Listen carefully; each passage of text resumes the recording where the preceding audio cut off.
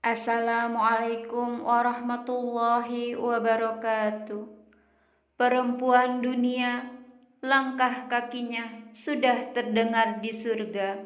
Siapakah dia? Ya, Ummu Sulaim merupakan salah satu wanita yang pertama memeluk Islam dan memiliki banyak kontribusi dalam Islam. Ia berasal dari kalangan Ansor dan merupakan ibu dari Anas bin Malik, salah satu sahabat Nabi Muhammad SAW yang meriwayatkan banyak hadis. Ia dikenal sebagai wanita dengan mahar yang paling mulia, yaitu Islam. Tatkala ia menikah dengan Abu Talha pada pernikahannya yang kedua, nama lengkapnya adalah Ummu Sulaim binti Milham bin Zaid bin Haram bin Jundud al-Ansariyah. Sedangkan untuk nama aslinya masih diperselisihkan. Ada yang berpendapat Syahlah, Ramilah, Ramisha, atau Malika. Selain itu, ada pula yang berkata Al-Gumaisha atau Rumaisha. Pernikahan pertamanya dengan Malik bin Nadir dikaruniai seorang anak bernama Anas. Tatkala ia mendengar ajaran yang dibawa oleh Nabi Muhammad SAW, ia termasuk orang yang bersegera meyakini Islam. Sesudah menyatakan keislamannya, ia turut membimbing anaknya, Anas bin Malik, untuk mengucapkan kalimat syahadat. Namun suaminya tidak menyukai kabar keislaman dia dan anaknya. Malik bin Nadar dinyatakan tewas dibunuh oleh musuhnya ketika keluar dari rumah sesudah mendengar kabar keislaman keluarganya. Sesudah Malik bin An-Nadar tewas dibunuh musuhnya, Ummu Sulaim berjanji untuk tidak menikah hingga Anas tumbuh dewasa. Kematian suami pertamanya telah membawanya menjadi wanita yang dikenal dengan mahar pernikahan yang mulia dan terbaik. Disebabkan kebaikan akhlak Ummu Sulaim, rasa takjub dan cinta tumbuh pada hati seorang Abu Talha. Ia berniat untuk menikahi Ummu Sulaim dan sudah menyiapkan mahar berupa harta yang banyak. Saat itu Abu Talhah belum memeluk Islam. Ia kemudian menghadap Ummu Sulaim menyatakan keinginannya untuk menikahi. Namun Ummu Sulaim menolaknya. Ummu Sulaim menyatakan kesediaannya untuk menikah apabila Abu Talhah bersedia memeluk Islam dengan cara menemui Nabi Muhammad SAW. Sesudah menyampaikan maksud kedatangannya kepada Rasulullah dan menyatakan keislamannya, ia pun menikah dengan Ummu Sulaim.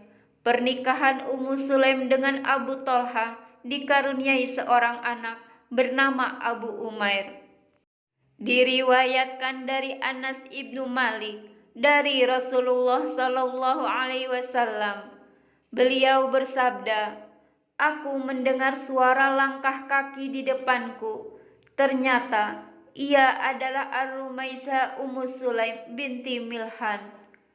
Ummu Sulaim binti Milhan merupakan seorang juru dakwah yang pandai dan perempuan berakhlak mulia. Sahabat perempuan nan agung pada masa Rasulullah SAW. Dan Rasulullah telah mengabarkan kalau ia merupakan ahli surga. Engkau telah menjadi bahan perbincangan di Mekah dengan segala sifat terpuji yang engkau miliki, dan semua lidah memujimu, sebab sifat terpuji yang dimiliki oleh Ummu Sulaim telah membuat para lelaki berlomba untuk melamar dan mendapatkan kehormatan nasabnya.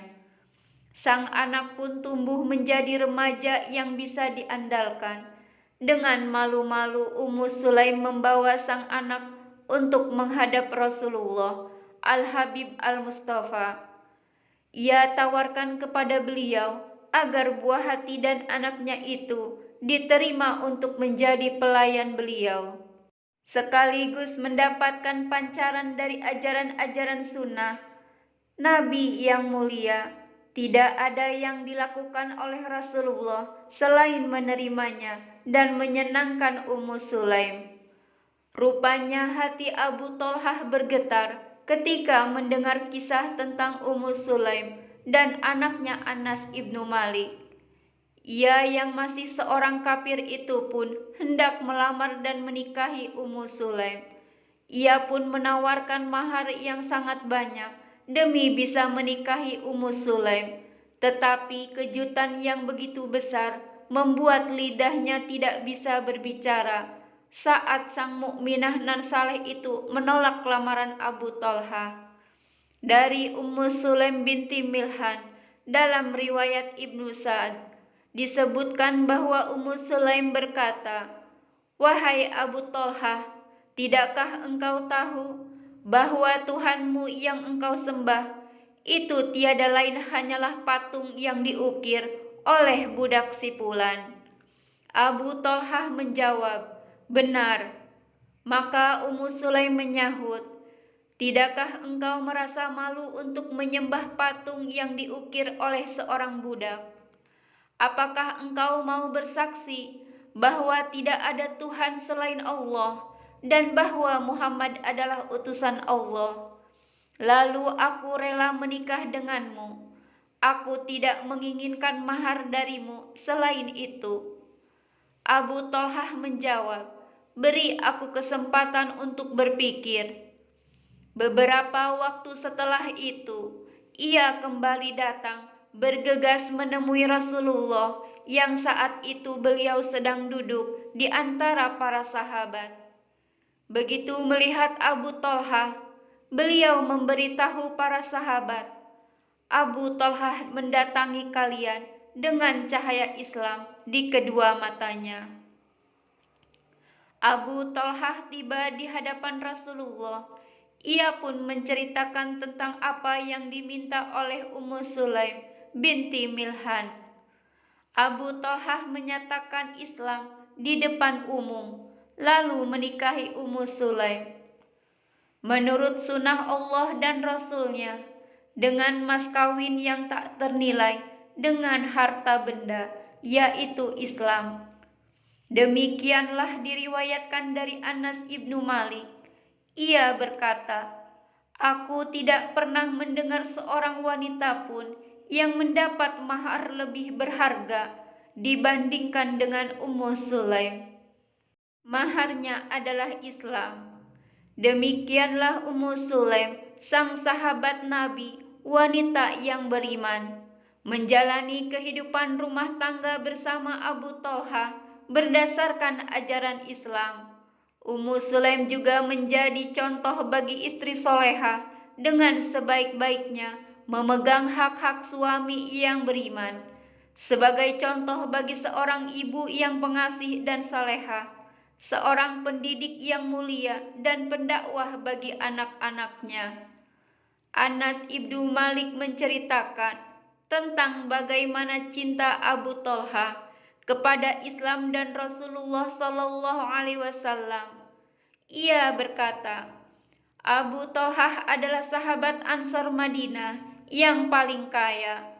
Hartanya yang paling ia cinta adalah kebun Bairaha dan letaknya berhadapan dengan Masjid Rasulullah. Beliau biasa memasuki taman itu dan minum air yang ada di dalamnya." Allah Subhanahu wa taala berfirman dalam surah Ali Imran ayat 92 yang artinya, "Kamu sekali-kali tidak sampai kepada kebajikan yang sempurna sebelum kamu menafkahkan sebagian harta yang kamu cintai, dan apa saja yang kamu nafkahkan, maka sesungguhnya Allah mengetahuinya." Ketika Allah menurunkan ayat di atas, Abu Thalhah mendatangi Rasulullah dan berkata, "Wahai Rasulullah, sesungguhnya Allah telah menurunkan ayat ini, sementara hartaku yang paling kucinta adalah kebun Bairaha. Karena itu, kebun ini aku sedekahkan karena Allah, dan aku berharap kebaikan serta penyimpanannya di sisi Allah Subhanahu wa taala. Wallahu a'lam bishawab.